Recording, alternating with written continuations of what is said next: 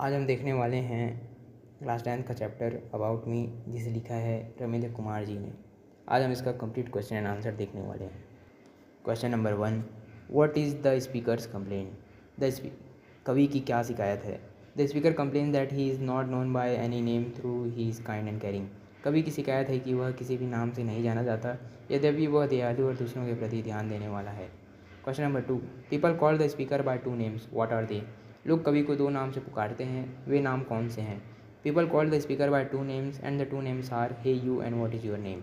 लोग कवि को 2 नाम से पुकारते हैं, वे 2 नाम हैं, ए तू और तुम्हारा क्या नाम है? Question number 3, every human being has some good qualities in him, find out the good qualities in the speaker.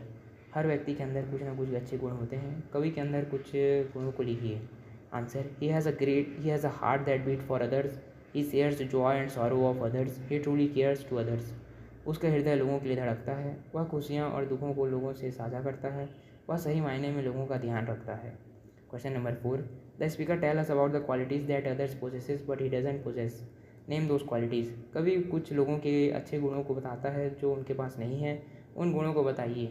The speaker tell us about the qualities that other possesses but he doesn't possess and those qualities are, some are good in studies, games, making fine picture, earning name, but the speaker is deprived of this qualities. कवि लोगों के कुछ गुणों के बारे में बताता है जो उनके पास नहीं है। वे हैं, कुछ लोग पढ़ने में, खेलकूद में, चित्र बनाने में, अपना नाम कमाने में बहुत अच्छे हैं होते हैं, लेकिन कवि इन गुणों से वंचित है। What is the poet's demand? कवि की क्या मांग है? Answer, the poet demand to जज him by using a new measure. कवि मांग करता है कि लोग उन्हें नए रूप में अनुभव करें। Question number 6, recite the poem and find the rhyming words used in the poem.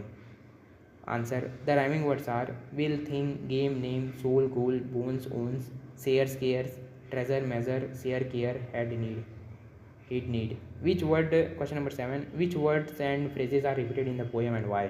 कविता में कौन से शब्द और शब्द समुदाय की पुनरावृत्ति हुई है और क्यों? Answer, the word I, name, who, some. The phrases are looks beyond are repeated in the poem. The poet has used this word to emphasize the deliberate. The poet doesn't want to be judged by the prize he never wins or by the number of claps he doesn't earn. He requests everyone to judge him by using a new measure. What is the new measure he is suggesting?